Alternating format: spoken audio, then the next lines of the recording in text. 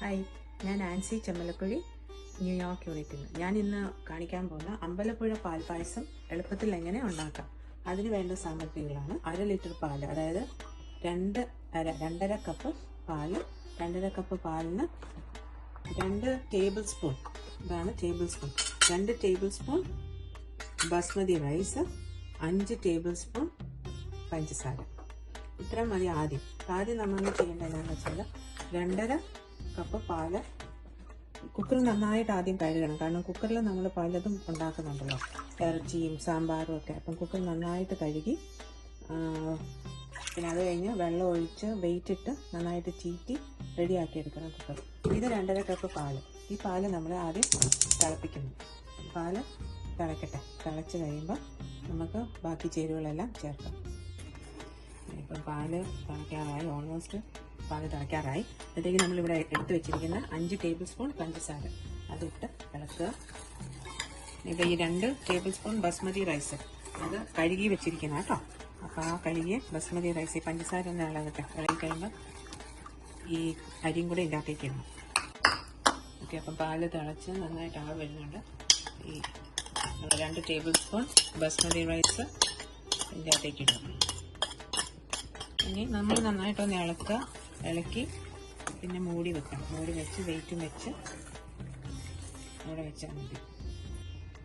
ഞാൻ കുക്കറിൻ്റെ അടുപ്പൊക്കെ വെച്ച് മൂടി വെക്കാം. മൂടി വെച്ച് അവിടുന്ന് ഇവിടെ നിന്ന് ഇങ്ങനെ പ്രഷർ വരും. പ്രഷർ വന്ന് ചീറ്റുമ്പോഴത്തേക്കും വെയിറ്റ് വെച്ചിട്ട് ഏറ്റവും ലോ ഫ്ലെയിമിൽ വെച്ച് 45 മിനിറ്റ്സ് ഏറ്റവും ലോ ഫ്ലെയിമിൽ. പിന്നെ ശ്രദ്ധിക്കേണ്ട കാര്യം എന്താണെന്ന് വെച്ചാൽ ഇത് വിസിലടിക്കരുത്. വിസിലടിച്ചാൽ പാലാണ് പുറത്ത് വരുന്നത്. പാല് പുറത്ത് വന്ന് എല്ലായിടും ഇത് മെസ്സായി പോകും. പാല് പുറത്ത് വരാത്ത രീതിയിൽ ഏറ്റവും കുറഞ്ഞ തീയിൽ വെച്ച് ഏറ്റവും സിമ്മിലിടുക, അല്ലെങ്കിൽ ലോ ഫ്ലെയിമിലോട്ട് മാറ്റി തീ കുറച്ച് വെച്ചാൽ മതി.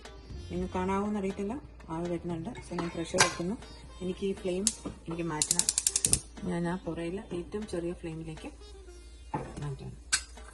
ഇനി അത് അവിടെ ഇരിക്കട്ടെ. 45 മിനിറ്റ്. 45 മിനിറ്റ് ആകുമ്പോൾ നമുക്കിത് ഓഫാക്കണം. ഓഫാക്കി കഴിഞ്ഞ് വെയിറ്റ് ഒക്കെ പോയിട്ട് നമുക്ക് റെഡിയാക്കി എടുക്കാം.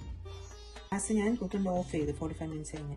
ഇനി ഇച്ചിരി കാഷ്യൂനട്ടും ഉണക്കമുന്തിരിങ്ങ ഞാൻ ശകലം എടുത്തോളൂ. ഇതെല്ലാം നിങ്ങളുടെ ഇഷ്ടം അനുസരിച്ച് എടുക്കാം. ഇത് രണ്ടും നമുക്ക് നെയ്യ് വറുത്തിടാം. ഇനിയിപ്പോൾ ആരുടെയും പിള്ളേർക്ക് കാഷ്യൂനട്ട് അലർജിയോ അതോ ഇതൊന്നും പായസത്തിൽ ഇഷ്ടമില്ലെങ്കിൽ കുറച്ച് നെയ്യാണെങ്കിലും ഉരുക്കി നമുക്ക് പായസത്തിൽ ഇടണം. എന്നാൽ അതിൻ്റെ ഒരു ഫ്ലേവർ വരുന്നത്. പിന്നെ ഇത് ഞാൻ 2 ഏലക്ക തൊലി കളഞ്ഞ് കല്ലിലിട്ട് പൊടിച്ച് വെച്ചത്. ഇനി കല്ലില്ലെങ്കിൽ നിങ്ങൾക്ക് മിക്സിയിലാണ് പൊടിക്കുന്നതെങ്കിൽ 2 ഏലക്ക തന്നെ പൊടിയില്ല. അന്നേരം ഇച്ചിരി പഞ്ചസാര ഇട്ട് ആ ഏലക്കകത്ത് വേണം മിക്സിയിൽ അടിക്കാൻ, പെട്ടെന്ന് പൊടിയാം. കാഷ്യൂനട്ട്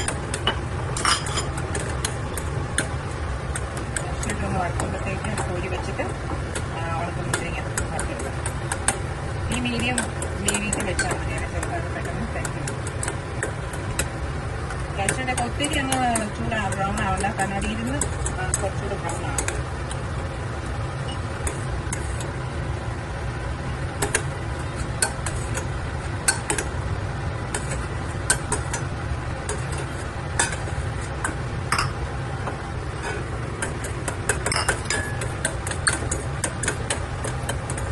ഈ ഉണക്കമുന്തിരിങ്ങ വറുത്ത് വരുമ്പോൾ അതിങ്ങനെ പമ്പളച്ച് വരും. ഇതാണ് എൻ്റെ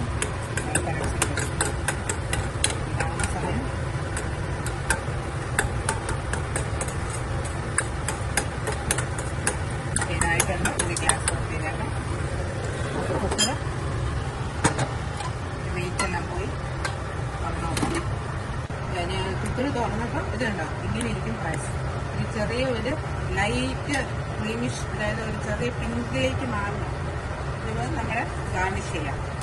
നെയ്യിൽ